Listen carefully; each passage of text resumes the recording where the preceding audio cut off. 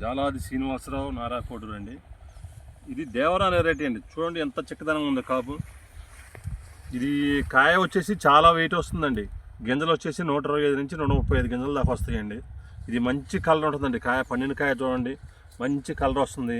అందులో ఇది మీకు డబుల్ పట్టి వస్తుందండి. కాయ అండి నాకు డబుల్ పట్టి వస్తుంది, వెయిట్ ఎక్కువ వస్తుంది, మార్కెట్లో ఎక్కువ రేటు పలుకుతుందండి.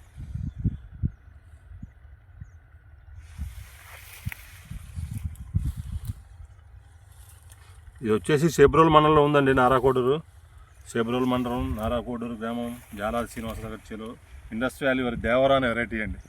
దేవరా అనే వెరైటీ అండి. ఇది ఎక్కడా వైరస్ లేదండి. చెవులో ఎక్కడ ఒక్క మొక్క కూడా వైరస్ లేదండి. నల్లిని కూడా తట్టుకుందండి. నల్లి అటాక్ అయినా కూడా తట్టుకుంది నల్లిని బాగా. నల్లి వల్ల ఇబ్బంది ఏం లేదండి దీనికి. ఇది వచ్చేసి ఇప్పుడు వచ్చేసి ఇది ఒక 25 గంటల నుంచి 30 గంటల వరకు కాపు కాసిందండి. ఇంకా ఫ్యూచర్ చాలా ఉందండి. ఇది హైట్ వచ్చేసి 5 అడుగుల దాకా పెరిగిద్దండి. ఇప్పుడు ప్రజెంట్ 2.5 ఉందండి హైట్. ఇది 2.5-3 అడుగుల దాకా ఉంది హైట్. ఇంకా ఫ్యూచర్లో ఇంకా పెరిగే గుణం ఉందండి. ఇది వచ్చేసి మొత్తం 40 గంటల దాకా అవుద్దని చెప్పి అనుకుంటున్నామండి మేము.